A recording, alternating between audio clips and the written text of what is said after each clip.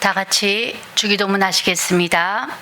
하늘에 계신 우리 아버지여, 이름이 거룩히 여김을 받으시오며 나라가 임하시오며 뜻이 하늘에서 이루어진 것 같이 땅에서도 이루어지이다. 오늘 우리에게 일용할 양식을 주시옵고 우리가 우리에게 죄 지은 자를 사하여 준 것 같이 우리 죄를 사하여 주시옵고 우리를 시험에 들게 하지 마시옵고 다만 악에서 구하시옵소서. 나라와 권세와 영광이 아버지께 영원히 있사옵나이다. 아멘. 찬송가 546장 찬양 드리겠습니다.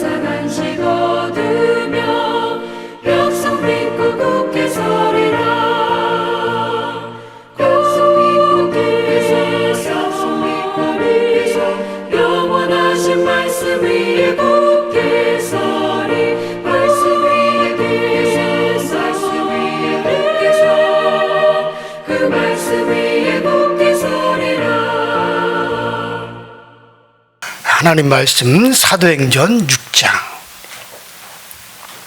사도행전 6장 8절부터 15절까지 저 여러분들이 한 목소리로 합독하도록 합니다. 사도행전 6장 8절부터 15절까지 같이 한 목소리로 합독합니다. 시작.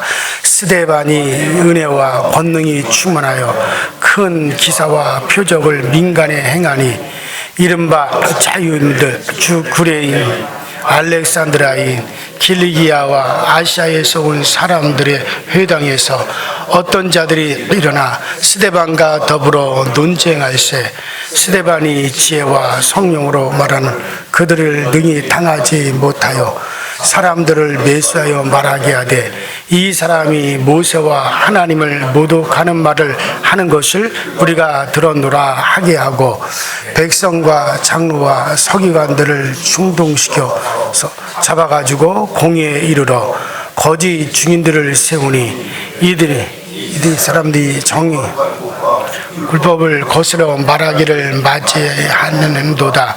그 말에 이 나사렛 예수가 이곳을 헐고 또 모세가 우리에게 전하여 준 규례를 고치겠다 함을 우리가 들었노라 하거늘 공회 중에 앉은 사람들이 스데반을 주목하니 그 얼굴이 천사의 얼굴과 같더라. 아멘. 자, 우리 지난 시간에 초대교회 큰 인물 이 스데반에 대해서 말씀을 드리면서 아주 이 스데반이 은혜와 권능이 충만하여 큰 기사와 표적을 나타냈다고 말씀을 드렸습니다. 그동안까지는 사도들에 의해서만 또 사도들의 손을 통해서만 기적도 나타나고 표적도 나타나고 기사도 일어났어요. 또 사도들이 가서 안수할 때 성령이 강하게 역사하기도 했습니다. 아직까지 사도들 위에 다른 사람들의 손을 통해서는 이런 표적과 기사가 나타나지 않았는데 사도들이 이제 의논하고 그래서 예루살렘 교회에서 일꾼들을 뽑았어요. 사도가 아닌 평신도 지도자를 세웠어요. 그 사람들이 7명이었습니다. 자, 뭐 빌립이나 스데반이나 다 거기에 속한 사람들인데 그런데 일꾼을 딱 뽑아 놨더니 그게 요즘 말로 말하면 장로님들이죠. 그래서 일꾼을 뽑아 놨더니 그들에게도 뭐가 나타나기 시작해요? 기사와 표지. 이제 우리가 앞으로 보겠지만 이 스데반을 통해서도 기사와 표적이 나타나고 빌립을 통해서도 기사와 표적이 막 나타나기 시작합니다. 그러니까 그만큼 교회에서 직분이라고 하는 게 그만큼 중요하다는 거예요. 교회에서 인정하여 직분을 주면 하나님도 그를 인정하여 그를 사용하신다는 거예요. 이게 참 놀라운 거죠. 그 전에 없었던 것이 일꾼으로 딱 세워지면서부터 그런 일이 나타납니다. 자, 그러면서 이 스데반을 통해서 큰 기사와 표적이 나타났습니다. 자, 그러면서 제가 이 큰이라고 하는 말에 내가 주목한다 그랬습니다. 자, 여기서 큰이라는 말은 작은 것도 있다는 얘기죠. 그 작은 것도 있다는 것이 전제가 되는 거죠. 자, 그러니까는 여러분들 우리는 작은 것에서부터 믿음을 키워서 큰 기사와 이적도 나타내야 된다라는 말씀을 드렸습니다. 작은 것에서부터 최선을 다하여 큰 것으로 나타나는 거예요. 그러기 위해서 나는 믿음이 약해서라는 말을 절대 자주 사용하셔는 안 됩니다. 나는 믿음이 약해. 난 부족해서 난 일 못해. 그런 말, 그 사람은 결국 아무런 능력도 나타낼 수도 없고 그 사람은 아무런 일도 못하게 되어지는 거예요. 그런 말들은 함부로 사용해서는 안 돼요. 겸손한 말 같지만 그런 자세로는 큰 믿음, 어떤 큰 역사를 나타내기가 참 힘들게 됩니다. 큰 일도 할 수가 없죠. 당연히 작은 것도 못하니까. 여러분, 큰 믿음이라는 게 뭡니까? 나는 아무것도 못하지만 나를 통해서 하나님이 모든 것을 하실 수가 있다. 이게 큰 믿음이요. 내가 하는 겁니까? 하나님이 하시는 거지. 그런데 왜 나는 못해, 나는 아무것도 못해라고 합니까? 그러면 나를 통해서 일하시는 하나님도 부인하는 것이 되잖아요. 겸손한 말 같지만 결코 그건 겸손한 말이 아니에요. 자, 그래서 지난 시간에 이 스데반이 큰 기사와 표적을 민간에 행했다라는 말씀 중에 큰이라고 하는 걸 말씀을 드렸고, 여러분들 우리가 큰 믿음도 중요하지만 여러분 축복받음이 있어서도 이왕이면 큰 축복을 받으시기 바랍니다. 여러분들이 축복을 사모하고 또 축복을 받아 하나님의 일에 힘있게 사용되어지고 힘있게 일하기를 원하는 마음이 있다면 큰 물질의 축복을 받으십시오. 하나님의 일에 가장 중요한 건 물론 기도입니다. 그 기초는 기도입니다. 그리고 그 뒤에 하나님의 일을 진행하는 데 있어서 물질이 필요로 한 거예요. 그렇기 때문에 우리가 물질의 복을 받아야 된다는 거예요. 하나님의 일이 진행되려면 어쨌든 이 물질의 세계에서는 물질이 필요로 한 거예요. 그래서 우리가 하나님의 일에 있어서 기초는 기도입니다. 그 다음에 여러분들 물질이 필요로 한 거예요. 자, 그러면 하나님이 필요한 물질을 어떻게 주십니까?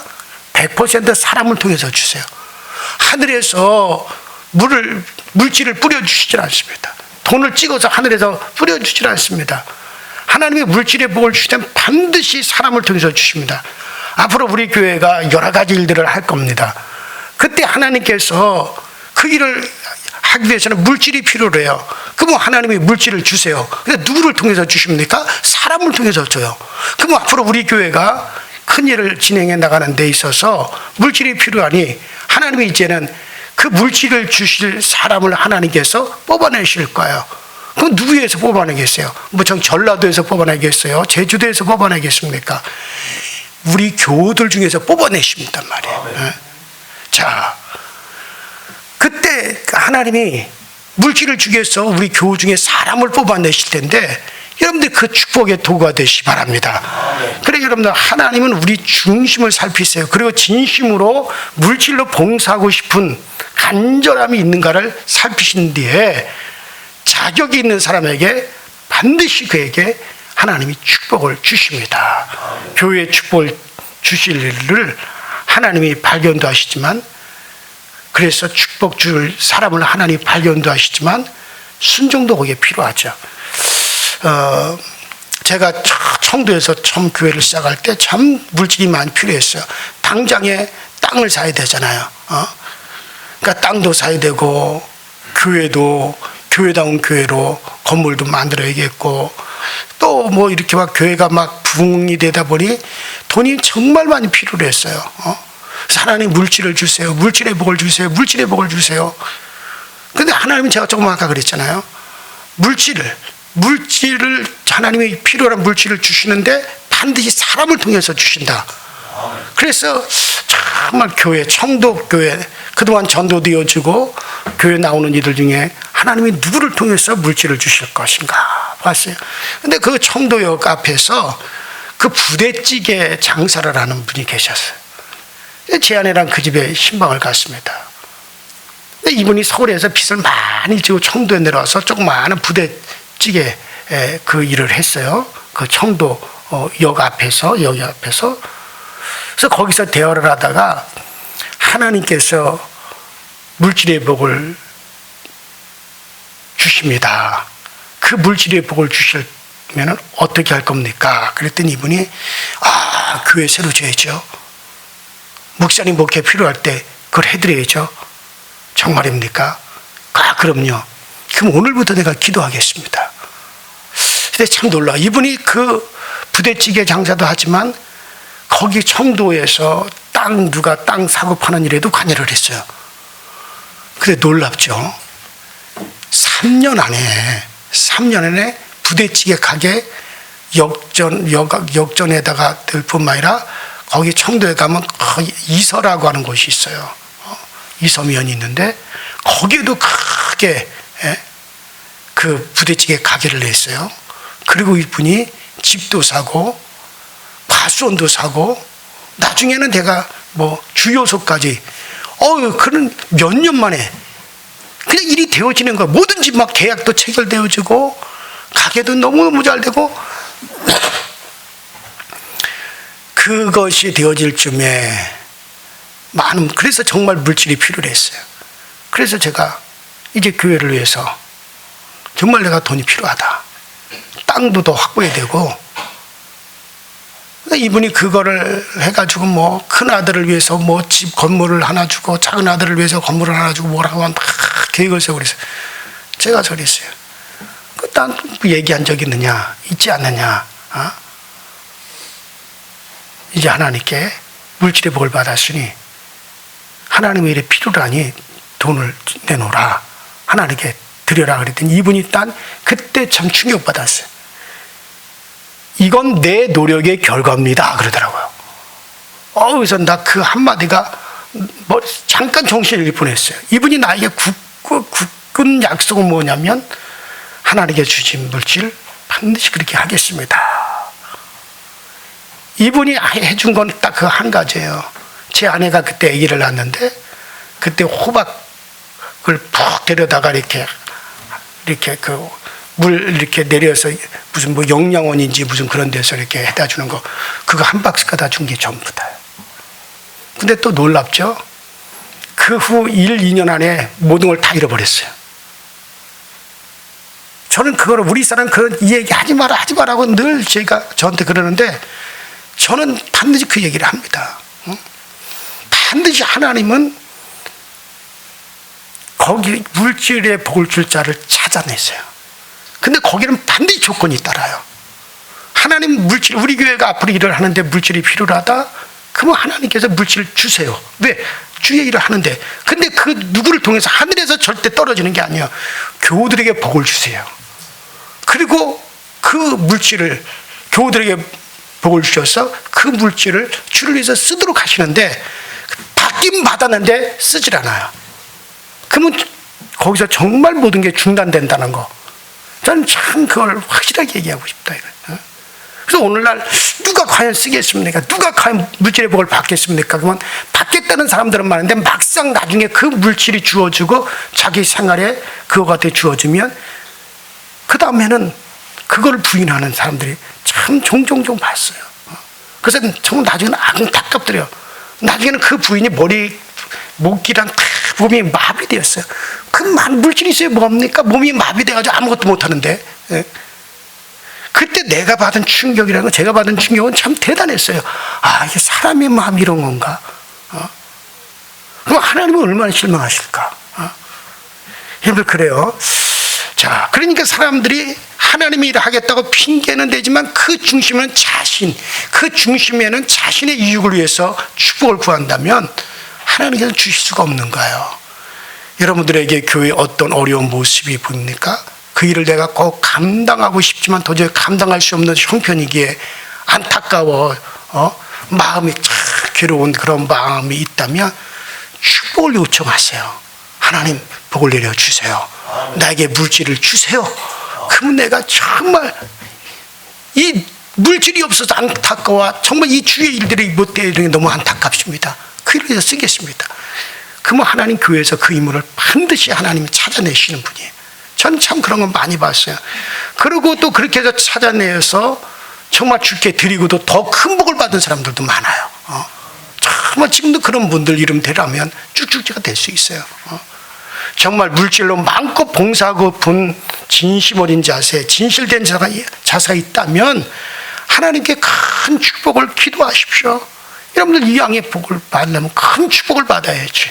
믿음도 큰 믿음, 또 큰 표적과 기사, 그 다음에 물질도 크게 축복을 받고 크게 하나님을 위해서 일을 하고 좀 크게 하면 좋잖아요. 하나님께 드리는 것이 즐겁고 또 기쁜 마음으로 드리고 있다면은 큰 축복을 사모하고 기도하시기 바랍니다. 정말 정말 그런 분들 간증 얘기하고자 하면 상당히 많아요. 자, 그럴 때 하나님 주시는, 우리나라에도 미국의 룩펠러 같은 멋진 축복자, 큰 축복자가 우리 대한민국에도 많이 나타나야 됩니다. 룩펠러라고 하는 사람은 하나님 내게 복을 주세요. 내가 정말 주의 일을 하겠습니다. 그 신문 발이하고 우유 팔던 구두 따기에 했던 룩펠러가 그렇게 기도하고 난 다음에 정말 세계 제1의 부자가 됐잖아요. 룩펠러가 죽은 지가 얼마입니까? 지금도 뉴욕 시민의 모든 수도세는 룩펠러 재단에서 다 내요. 그가 살아있는 동안에 거의 5,000개의 예배당을 지었어요. 봉헌을 했어요. 미국의 그 로버트 슐러 목사님이 목회했던 그런 수정교회 같은 것도 다 룩펠러가 다 지은 거예요. 대학교를 갖다 종합대학만 여러분들 25개 종합대학을 지었고 교회를 5,000여 개 교회를 지었고 수많은 교회에다가 파이프 오르간을 갖다 기중해서 교회에다가 그걸 다 설치하고 룩펠러는 마음껏 벌고 마음껏 복을 받고 마음껏 정말 주를 위해서 썼던 사람이에요. 우리 대한민국에도 그런 좀 큰 그릇이 좀 나타났으면 얼마나 좋겠습니까? 우리 교회 안에도 정말 그런 룩펠러 같은 사람이 나타나기를 소원합니다. 우리의 청년들 중에도. 자, 그래서 두 번째 우리가 이왕이면 큰 표적과 기사를 행할 수 있는 큰 믿음, 두 번째는 큰 축복의 소유자. 자, 이왕에 큰이라는 단어가 나왔으니까 큰 꿈을 가지시기 바랍니다.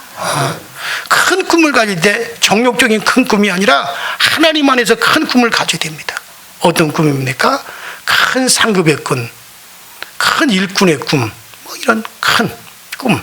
천국에서 큰 상급을 받겠다는 건 결코 이거 잘못된 게 아닙니다.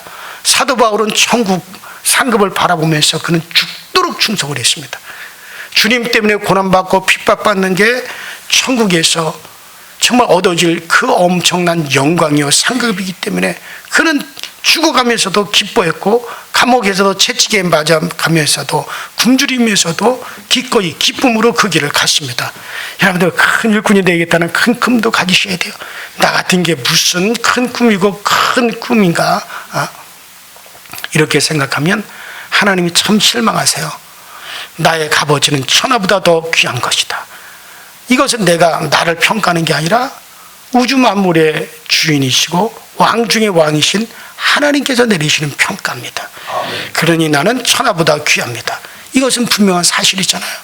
우리 주님께서 한 영혼이 천하보다 귀하다고 주님이 직접 말씀하셨는데 나의 값어치를 우리가 스스로 떨어뜨린다면 이건 주님에 대해서 반박을 하는 거잖아요. 그건 절대 겸손이 아닙니다.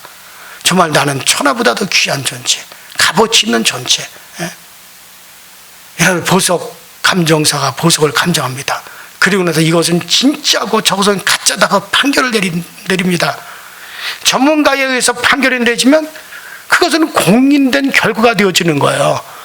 그렇다면 여러분들 하나님이 우리의 값어치에 대해서 이미 하나님이 판결을 내리셨어요. 우리의 값어치에 대해서 하나님께서 온 천하를 다 갖다 준다 해도 바꿀 수 없는 천하보다 귀한 값어치다. 너희의 값어치는 이렇게 그분이 판결을 내렸다면 이건 공인된 거잖아요.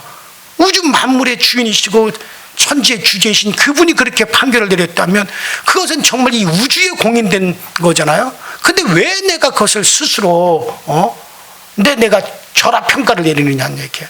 하나님을 모독하는 거고. 보적 감정사 이거는 진짜입니다. 정말 이건 너무나도 확실한 진짜입니다고 감정사가 그렇게 판결을 내렸는데 내가 가짜 한다면 그 판결을 내린 보석 감정사를 완전히 그 먹칠을 하는 거잖아요. 그러니 여러분들 스스로 나에 대해서 그렇게 절하를 해버리고 나는 뭐 아무것도 아니다, 나는 쓰레기다, 나는 왜 예수 믿으면서 그런 얘기를 하냔 말이에요. 이건 하나님을 갖다가 완전히 모독하는 것이 돼버리는데 따라합시다. 하나님이 내린 평가는 확실하다. 이건 확실한 거예요. 그리고 여러분들을 가져버치를 귀하게 여기시 바랍니다. 자, 스데반은 그걸 아는 거야. 자, 스데반이 큰 기사와 표적을 나타내자 이스라엘 밖에서 살았던 여러 지역의 헬라파 유대인들과 논쟁이 이제 일어났습니다.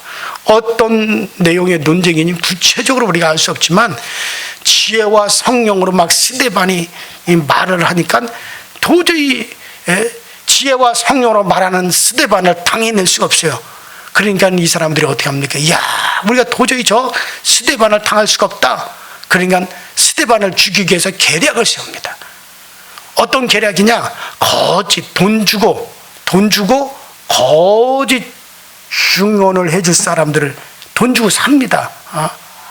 그리고 그들을 갖다가 탁 세워가지고 스데반이 하나님을 모독하고 율법을 거스려 말하고 모세가 전하여 준 규례를 고치겠다고 말을 했다라고 그렇게 거짓 증언을 시켜버립니다.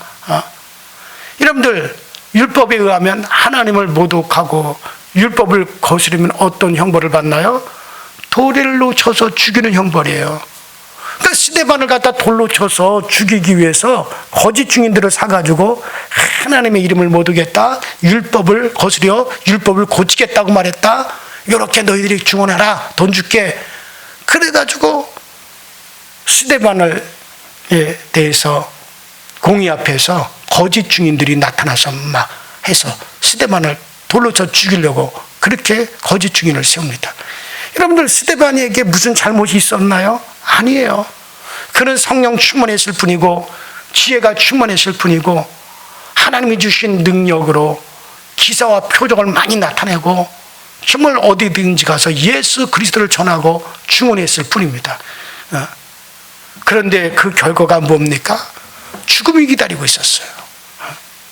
자, 여기서 스데반이 그 말을 함으로 그의 인생이 끝날 수가 있어요. 왜? 좀 아까 제가 얘기했잖아요. 율법을 모독하나 하나님의 이름을 모독하는 자는 돌로 쳐 죽이라고. 그런데 거기에 스데반이 하나님의 이름을 끄집어냅니다. 이제 우리가 다음 시간들에 사도행전 7장에서 보겠지만 유대인들은 저 시내산에서 가지떨기에 불꽃 중에 나타나서 모세에게 명한 그를 여호와 하나님이 직접 나타났다. 여호와 하나님이 나타났다라고 생각하고 여호와 하나님이라고 그들은 그렇게 말을 합니다. 그런데 스데반은 뭐라고 그럽니까? 사도행전 7장 53절부터 보면은 그가 시내산에서 모세에게 율법을 주었다. 그리고 모세가 가시떨기 나무 앞에서 그에게 나타난 천사의 손을 의탁하사. 그러니까 유대인들은 그를 여호와 하나님이 직접 나타났다라고 하는데 스데반은 가시떨기 나무에 나타나서 모세하고 말한 이의 정체가 누구다? 천사라고 얘기합니다. 그러니 유대인들은 근데 사실 그게 천사가 나타난 게 맞아요. 여호와의 사자라 그랬잖아요. 갈라디아서 3장 9절에도 율법은 천사가 전하여 준 것이다. 그러니까 모세하고 나타나서 모세하고 대화했던 사람 그의 정체는 하나님이 아니다. 하나님이 부르시는 천사가 나타난 것이다. 천사에 의해서 율법이 너에게 주어진 것이다. 그런데 너희들이 천사가 전해 준 율법도 너희들이 지키지 않았다. 그런데 너희들이 십자가에 못 박아 죽은 예수가 누구냐? 바로 그 율법을 준 그 하나님이 바로 나타나신 분이 바로 예수시다. 이렇게 얘기했어요. 예수를 정확하게 얘기를 한 겁니다. 드디어 그 하나님이 드디어 나타나신 분이 예수시다. 그러니까 그걸 가지고 유대인들이 이를 갈면서 율법을 못 어겼다, 하나님의 이름을 못 어겼다. 그래서 스데반을 돌로 쳐 죽인 거란 말이에요. 스데반이 그 말만 하지 않으면 죽지 않아도 됐을 텐데, 그러면서 스데반이 뭐라 그럽니까? 그는 사람처럼 주시고 부활하여 보라, 지금 아버지 옆에 보좌에 계시느니라. 그가 바로 예수시다. 이것은 이스라엘 유대인들에게 엄청난 충격이고 견딜 수 없는 자기들 스스로를 유대인들에 대한 모독이다 생각한 거야. 그래서 저를 치라, 돌로 때려 죽인 겁니다. 스데반은 그 말하면 그가 죽을 줄 알았어요. 알면서도 바른 진리는 바로 전해야 된다. 너희들이 오해했던 거는 바로 잡아줘야 된다. 저는 이게 목회자의 자세라고 봐요. 그 말하면 욕먹어. 이 말하면 사람들의 손가락질 당해. 목사들한테도 욕먹어. 그래도 그것이 바르다면 말을 할 수가 있어야 돼요. 이게 스데반. 그래서 스데반은 죽은 거예요. 그 말만 안 했으면 스데반은 죽일 이유가 없었던 거죠.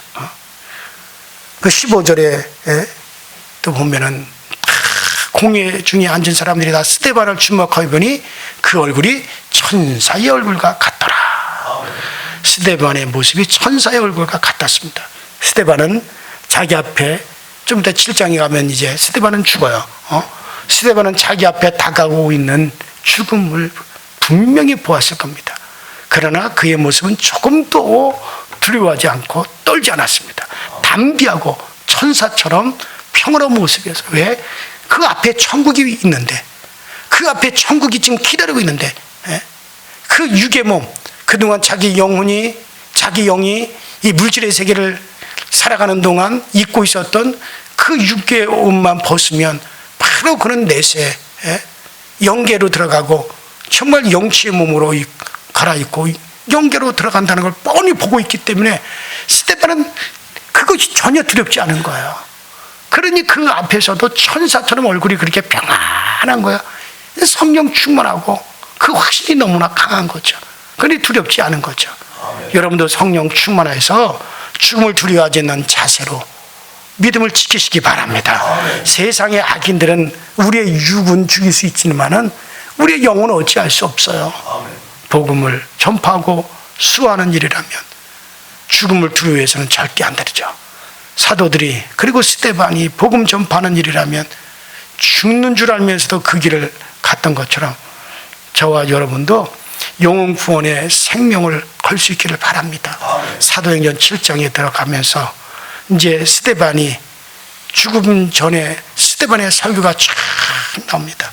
이제 계속해서 스데반의 설교를 여러분들에게 계속 제가 말씀드리면서 스데반의 이제 순교를 말씀을 드릴 텐데, 스데반의 순교 이후에 에루살렘에 큰 핍박이 일어나고 그로 인해 사도들과 몇 명의 제자들을 제외하고는 다 흩어지게 됩니다. 그 엄청난 큰 교회가, 수만 명 됐던 그 큰 교회가 흩어지게 됩니다. 뭐 사마리아와 유대와 그 주변으로 막 흩어지죠.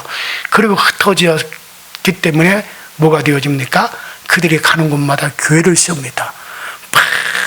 복음이 막 엄청나게 확장되는 이야기가 그 다음에 나오죠. 그게 뭘로 계기로? 스데반의 순교를 계기로 해서 그 일이 확 불길처럼 막 주변으로 사마리아로 막 주변 나라들로 막 복음이 막 확장되는 그런 계기가 되어져요.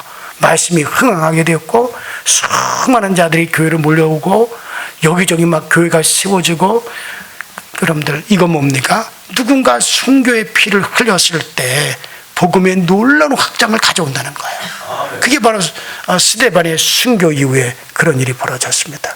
그래요. 오늘의 스데반을 하나님은 찾으실 거예요.